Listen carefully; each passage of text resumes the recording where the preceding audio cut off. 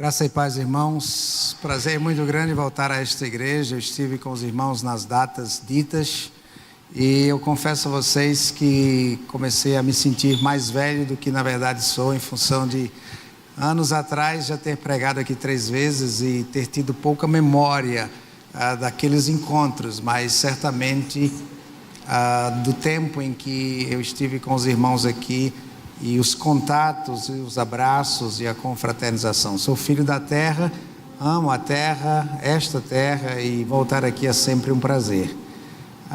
Eu tive a alegria de reencontrar pessoas da minha juventude, pessoas que foram muito caras para mim, enquanto jovem, indo lá para o Polivalente, e nós subíamos e normalmente descíamos juntos, passando pela rodoviária para tomar caldo de mocotó com Fanta.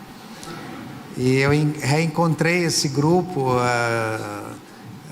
Irani, Cristina, Cleia, Gilvan e Solange, e juntamente com o Carlos nós ficamos das 7 às 10 da noite no shopping.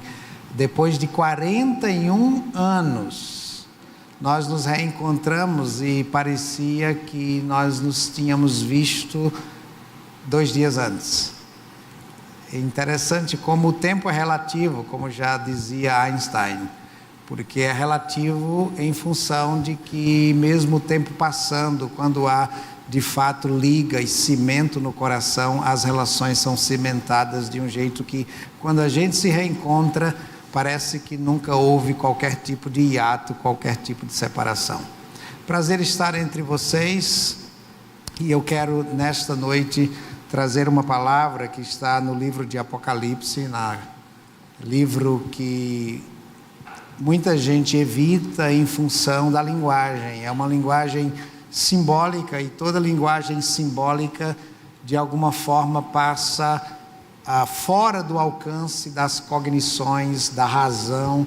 É preciso ler o Apocalipse de um jeito diferente, com um olhar diferente, porque a linguagem simbólica, quando acessada literalmente, causa mais confusão que clareza.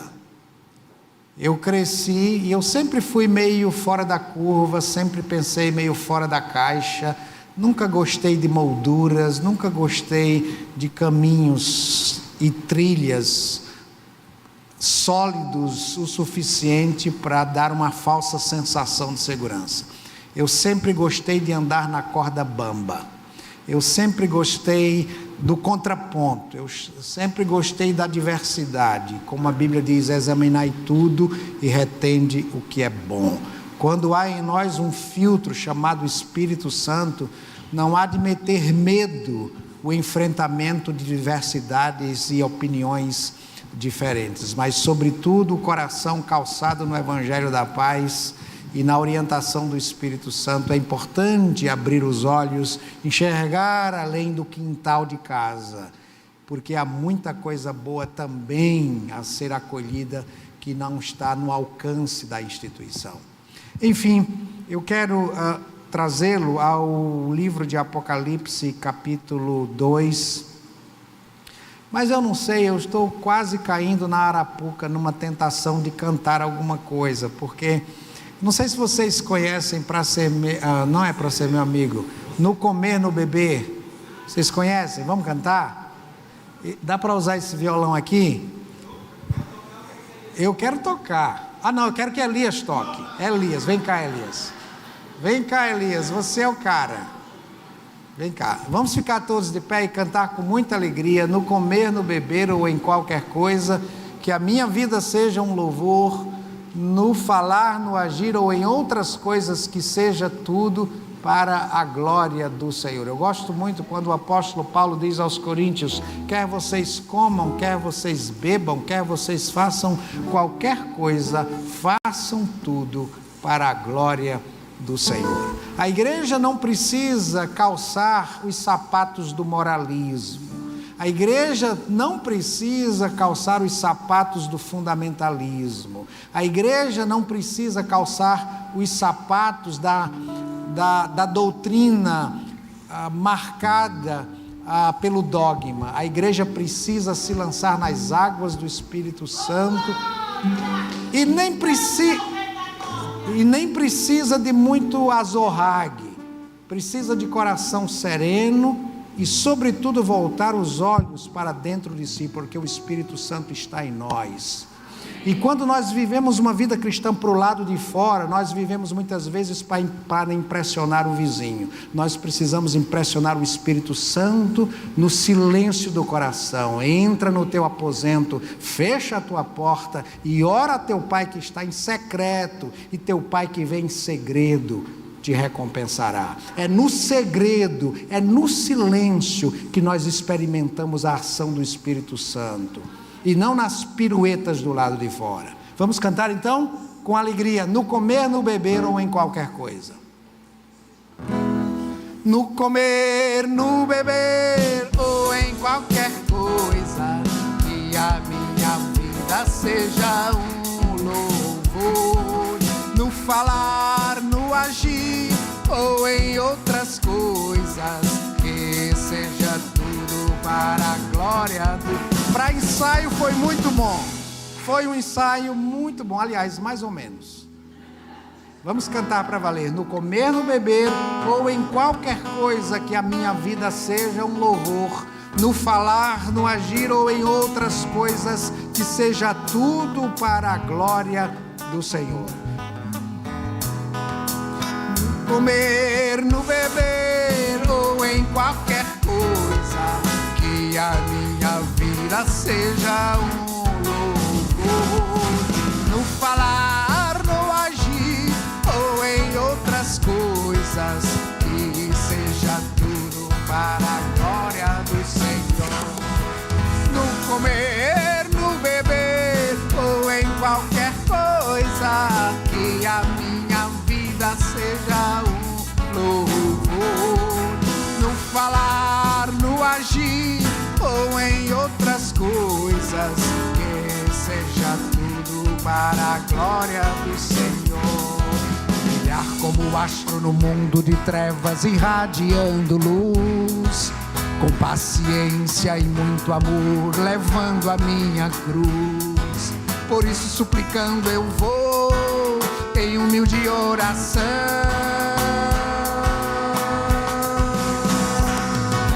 No comer, no beber ou em qualquer coisa, que a minha vida seja um louvor.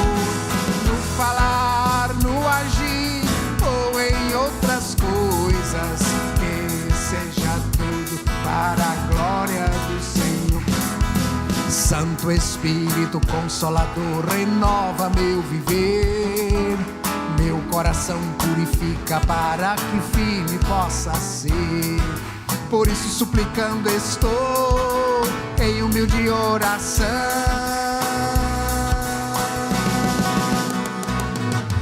No comer, no beber ou em qualquer coisa, que a minha vida seja um louvor. No falar, no agir ou em outras coisas, que seja tudo para a glória do Senhor. Só a congregação. No comer, que a minha vida seja um louvor. No falar, no agir ou em outras coisas, que seja tudo para a glória do Senhor. Que seja tudo para a glória do Senhor. Amém. Pai eterno, soberano Deus, obrigado pela Tua palavra que nos inspira, nos ilumina e nos desafia. Obrigado por esta congregação que, congregada, está diante de Ti, querendo escutar de alguma forma a Tua palavra dita, falada, e os Teus desafios para cada um de nós no dia a dia. Cuida do nosso coração enquanto igreja e cuida do nosso coração enquanto indivíduos vivendo neste mundo, nesta cidade, neste lugar, nesta vizinhança. Oramos agradecidos em nome de Jesus. Amém. Podem se assentar. Capítulo 2 de Apocalipse, obrigado à banda pelo apoio. Carta à igreja em Éfeso. O contexto é a apresentação daquele que é o primogênito dos mortos e o príncipe dos reis da terra, aquele que nos ama e pelo seu sangue nos libertou dos nossos pecados e nos fez reino, sacerdotes para Deus seu Pai. A ele seja glória e domínio pelos séculos dos séculos. Amém. Ao anjo da igreja em Éfeso escreve: isto diz aquele que tem na sua destra as 7 estrelas, que anda no meio dos 7 candeeiros de ouro. Conheço as tuas obras, e o teu trabalho, e a tua perseverança. Sei que não podes suportar os maus, e que puseste à prova os que se dizem apóstolos e não o são, e os achaste mentirosos. E tens perseverança, e por amor do meu nome sofreste, e não desfaleceste. Tenho, porém, contra ti que deixaste o teu primeiro amor. Lembra-te, pois, de onde caíste, e arrepende-te, e pratica as primeiras obras, e se não, brevemente virei a ti, e removerei do seu lugar o teu candeeiro, se não te arrependeres. Tenho, porém, isto, que aborreces, ou tens, porém, isto, que aborreces as obras dos nicolaítas, as quais eu também aborreço. Quem tem ouvidos, ouça o que o Espírito diz às igrejas. Ao que vencer, dar-lhe-ei a comer da árvore da vida que está no paraíso de Deus. A carta à igreja em Éfeso é a carta que abre uma série às igrejas da Ásia Menor: Éfeso, Esmirna, Pérgamo, Tiatira, Sardes, Filadélfia e Laodiceia. Essas cartas seguem um padrão, e por conta da revelação, não há aqui, pelo menos em tese, qualquer inserção de ponto de vista humano. Parece-me que de alguma forma há uma inspiração verbal nas cartas. Cartas que são ditadas pelo próprio Senhor Jesus Cristo. E a primeira coisa que me chama a atenção nesse modelo das cartas é que há uma apresentação do emissor. Isto diz aquele que tem na sua destra as 7 estrelas, que anda no meio dos 7 candeeiros de ouro. A igreja em Esmirna, isto diz o primeiro e o último, que foi morto e reviveu. A igreja em Pérgamo, isto diz aquele que tem a espada aguda de 2 gumes. Isto diz o Filho de Deus, que tem os olhos como chamas, ou chama de fogo, e os pés semelhantes a latão reluzente, e assim por diante. É o emissor que se apresenta não mais como aquele judeu da Judéia pobre, aquele que veio numa manjedoura, aquele que lavou os pés dos discípulos, aquele que andou em serenidade, em paz, curando os enfermos. Ele não se apresenta mais como aquele humilde servo, mas ele vem agora como o Senhor. Ele é aquele que tem os olhos como chama de fogo. Quando Jesus vem como Jesus de Nazaré, o Cristo vem como Jesus de Nazaré, ele vem para dizer a todos nós como nós devemos viver. Ele vem para mostrar como nós devemos viver, para ser modelo. É assim que ele diz: eu sou o caminho, eu sou a verdade, eu sou a vida. Vocês precisam olhar para mim e seguir nos meus passos, do meu jeito. Olhem para mim e vivam como eu estou vivendo. Mas no Apocalipse ele não vem mais assim, para dizer como nós devemos viver no mundo. No Apocalipse ele vem para olhar para nós e dizer se nós estamos ou não vivendo de acordo com o modelo que ele estabeleceu. É por isso que as cartas começam dizendo, depois da apresentação do emissor: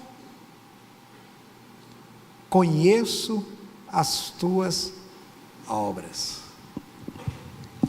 Aqui está uma declaração de que há um conhecimento pleno de nossa caminhada no mundo, não apenas como igreja no sentido coletivo institucional, mas no sentido individual. Conheço. Isso significa eu presto atenção, eu vejo a tua caminhada, eu vejo o teu comportamento, eu estou dentro do teu quarto quando tu estás sozinho, eu conheço as tuas obras, as boas e as más, eu te acompanho. Provérbios diz exatamente isto. O Senhor se manifesta dizendo que os olhos do Senhor estão em todo lugar, contemplando os maus e os bons. Provérbios capítulo 15, verso 3. Isso deveria, de alguma forma, nos deixar felizes, satisfeitos, porque os olhos do Senhor nos acompanham. Mas ao mesmo tempo isso deve trazer para nós um senso de absoluta responsabilidade, porque os olhos do Senhor nos acompanham, e medem os nossos passos, e veem as nossas ações, e pesam o nosso comportamento no mundo. Conheço as tuas obras. E em geral nas cartas, você pode ler as cartas do Apocalipse e perceber que normalmente conheço as tuas obras vem acompanhado enquanto dito, vem um elogio. Eu conheço as tuas obras. E aqui a carta à igreja de Éfeso diz: conheço o teu trabalho e a tua perseverança, sei que não podes suportar os maus e que puseste à prova os que se dizem apóstolos e não são, e os achaste mentirosos. Ou seja, o Cristo está dizendo à igreja: eu conheço o teu zelo. A igreja de Pérgamo, ele diz: eu conheço a tua tribulação e a tua pobreza e a blasfêmia dos que se dizem judeus e não o são, porém são da sinagoga de Satanás. Não temas o que hás de padecer, e assim por diante. Sempre com um elogio, sempre com uma palavra de apreciação. E isso é extremamente importante para nós, porque Deus conhece as nossas lutas, Deus conhece o nosso zelo, Deus conhece o nosso desejo de acertar, Deus conhece o nosso progresso, e Ele aprova o nosso progresso enquanto igreja, mas também enquanto indivíduos. Deus não está indiferente à nossa luta, Deus não está indiferente à nossa perseverança, Deus não está indiferente ao nosso progresso, Deus não está indiferente ao nosso zelo. Nada do que você faz no sentido de alinhar a sua vida com os princípios e valores do reino de Deus passa despercebido aos olhos de Deus. Deus valoriza o seu trabalho, a sua cooperação, o seu esforço. Isso quer dar para nós a perspectiva de que vale a pena entregar o coração, a vida, o comportamento, os pensamentos e as ações no reino de Deus. Nada passa despercebido aos olhos do Senhor. Mas o texto segue: porque o Senhor conhece as nossas obras, Ele acolhe aquilo que nós temos feito de positivo no reino de Deus, mas ele também pesa as nossas ações. E é exatamente aquilo que ele diz na sequência à igreja em Éfeso: tenho, porém, contra ti, que deixaste o teu primeiro amor. O que é isto senão zelo de Deus? Porque Deus não está para nós apenas como um colo acolhedor. E isso Ele é também. Deus é nosso refúgio, é nossa fortaleza, é socorro bem presente na hora da angústia, sim. Deus é quem nos perdoa quando nós confessamos os nossos pecados, sim. Deus nos ama de maneira incondicional, sim. Mas Deus também é Pai que zela pelo comportamento dos seus filhos, e por isso Ele castiga aquele a quem ama. Tenho, porém, contra ti. E de maneira direta eu quero dizer já a esta igreja, o que é que Deus tem aprovado nesta igreja e o que Deus tem reprovado nesta igreja. Deus conhece as obras desta igreja desde a sua fundação, não só no sentido coletivo, mas também no sentido individual. Deus conhece as suas obras, Ele tem elogios a você, mas Ele também tem coisas contra você. Deus tem coisas contra esta igreja, até porque ninguém é perfeito. Tenho, porém, contra ti. No caso da igreja em Éfeso, é que a igreja em Éfeso era extremamente ortodoxa, não suportava os maus, não acolhia o desvio.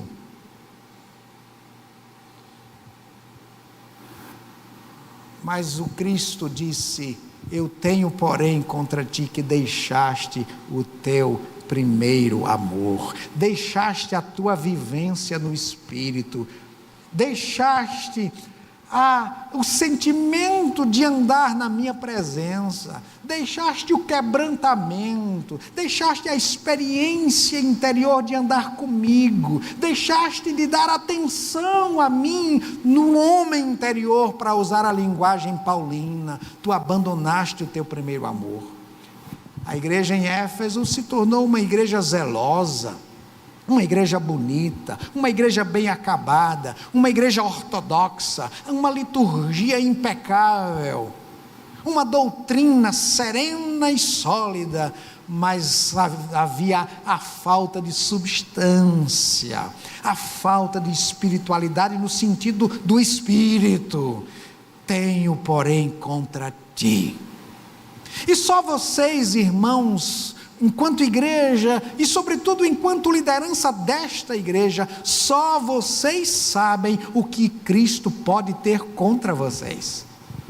E é fundamental correr atrás disso, para discernir, para saber, porque se não houver emenda, as consequências virão. Até porque o texto diz na sequência: lembra-te, pois, de onde caíste, e arrepende-te, e pratica as primeiras obras, senão brevemente virei a ti, e removerei do seu lugar o teu candeeiro, se não te arrependeres.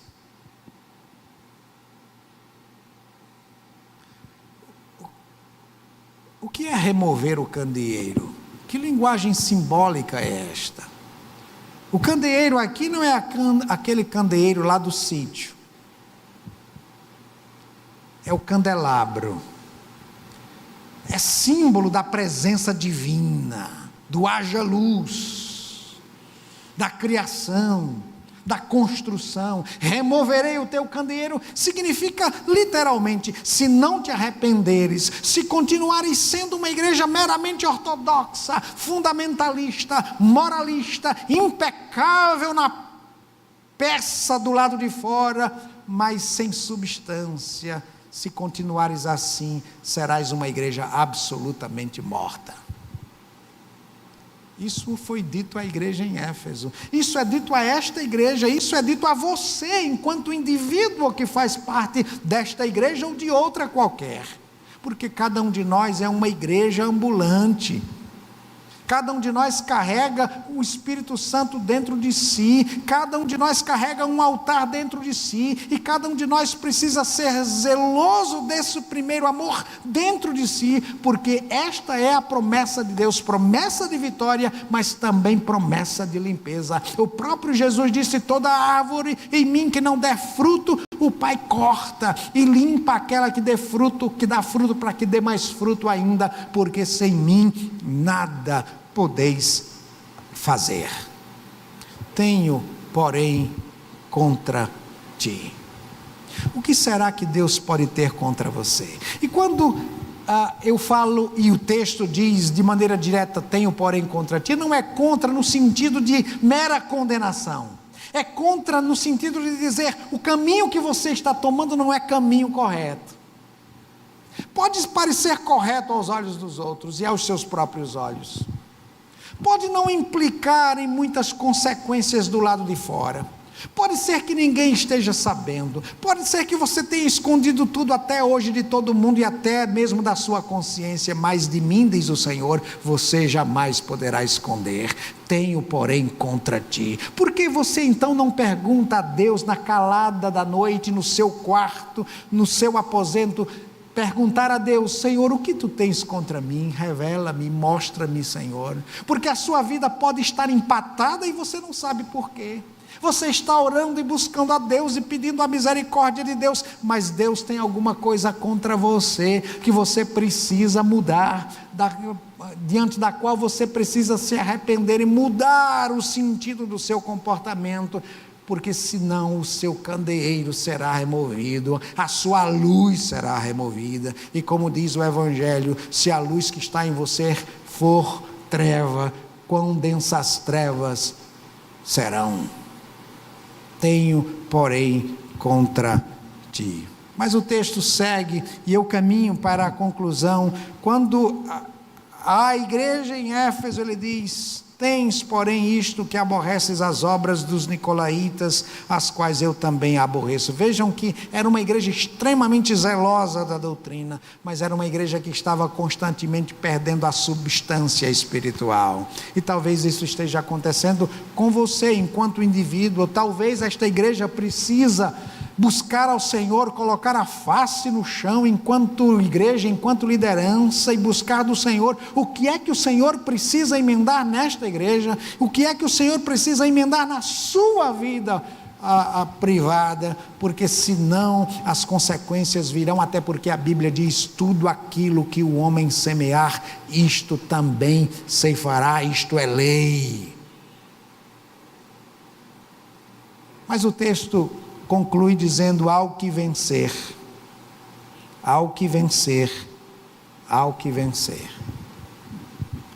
Quando ele diz: tenho, porém, contra ti, ele fala à igreja em Éfeso, mas ele também fala à igreja em Sardes. Ele fala à igreja em Filadélfia, ele fala à igreja em Laodiceia, que aquele que vencer receberá a sua recompensa. A igreja em Éfeso, ele diz: àquele que vencer, dar-lhe-ei a comer da árvore da vida que está no meio do paraíso de Deus. Meus irmãos e minhas irmãs, nós estamos em batalha. E dessa batalha não há outro caminho senão vencer ou vencer. Porque o oposto disso é derrota. Ou você sairá dessa batalha vencedor ou derrotado. Ou esta igreja sairá vencedora ou derrotada. Ou você, enquanto indivíduo, membro desta igreja ou não, estando em batalha, e você está em batalha espiritual, ou você sairá vitorioso ou derrotado. E como essas cartas sugerem, muita coisa depende do seu comportamento. Por isso, há uma exortação: arrepende-te. Através dessas cartas, arrepende-te, reconstrói, renuncia, refaz, retoma, reforma, na esteira do que o apóstolo Paulo diz aos Romanos no capítulo 12: não vos conformeis com este mundo, mas transformai-vos pela renovação da vossa mente, para que experimenteis qual seja a boa, agradável e perfeita vontade de Deus. Muita coisa depende do nosso comportamento. Muitas vezes passamos tempo orando e pedindo a misericórdia de Deus, quando na verdade nós precisamos apenas de meia volta volver, de arrependimento, de mudar o estilo de vida, mudar os caminhos. Mas nós continuamos fazendo as mesmas coisas, querendo resultados diferentes, enquanto igreja e enquanto indivíduos.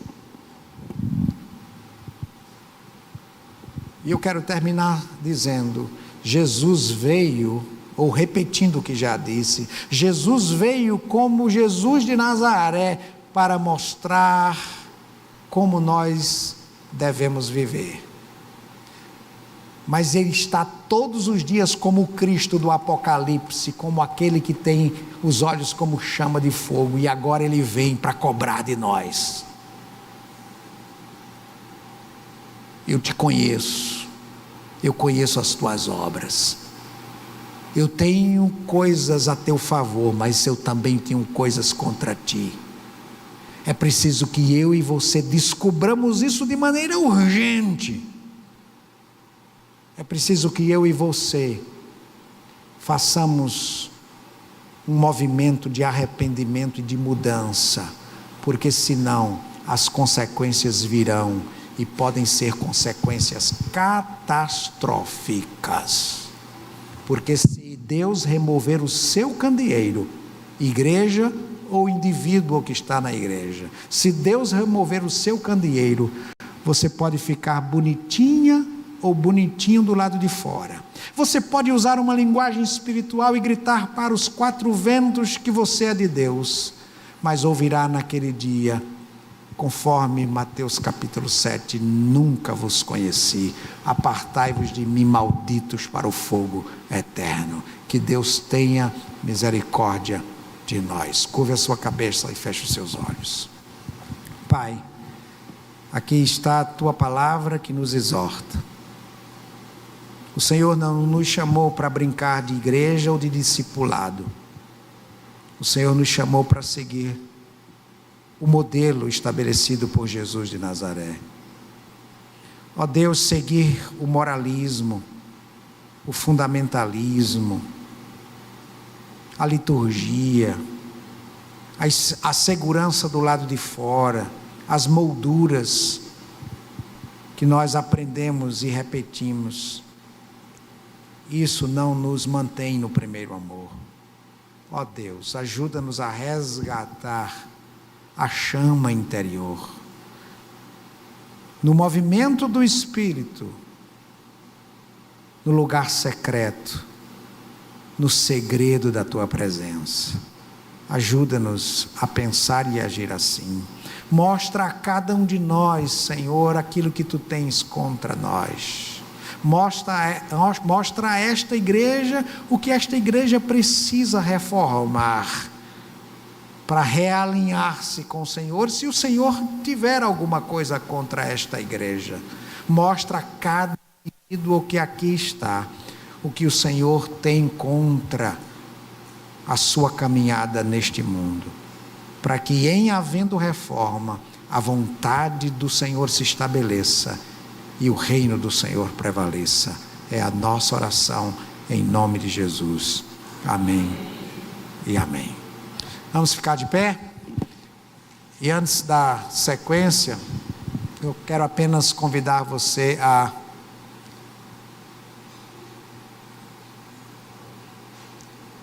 pensar na palavra desta noite, enquanto a liderança se aproxima. Eu não sei se vocês conhecem e sabem Primeiro Amor. Vamos cantar Quero Voltar ao Início de Tudo. E eu quero convidar você, desde o lugar em que você está,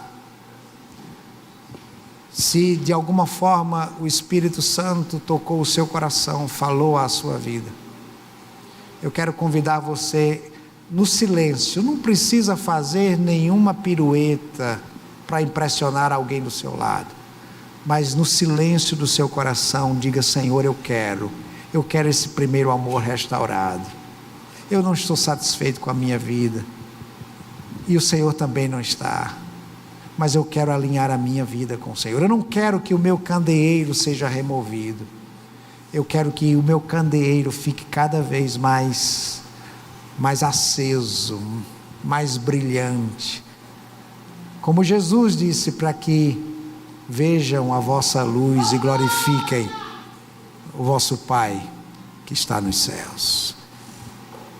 Olha. Quero voltar ao início de tudo, encontrar-me contigo, Senhor. Quero rever meus conceitos, valores, eu quero reconstruir. Vou regressar ao caminho, rever as primeiras obras, Senhor. Eu me arrependo, Senhor, me arrependo, Senhor, me arrependo, Senhor. Eu quero voltar ao primeiro amor, ao primeiro amor. Eu quero voltar a Deus. Eu quero voltar ao primeiro amor, ao primeiro amor. Eu quero voltar a Deus. Quero voltar ao início de tudo, encontrar-me contigo, Senhor. Quero rever meus conceitos,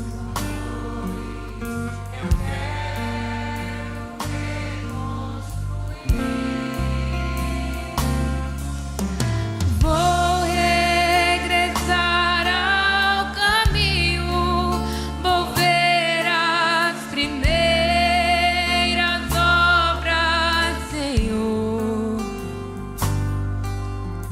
Eu me arrependo, Senhor, me arrependo, Senhor, me arrependo, Senhor.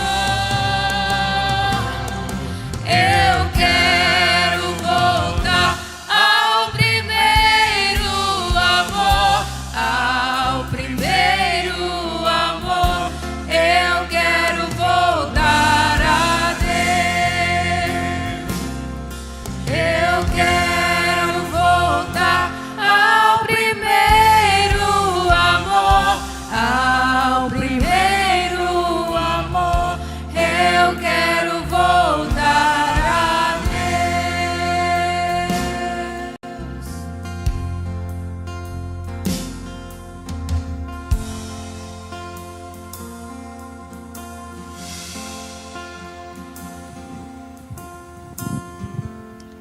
Amém? Os irmãos podem se assentar. Nós queremos agradecer mais uma vez ao pastor José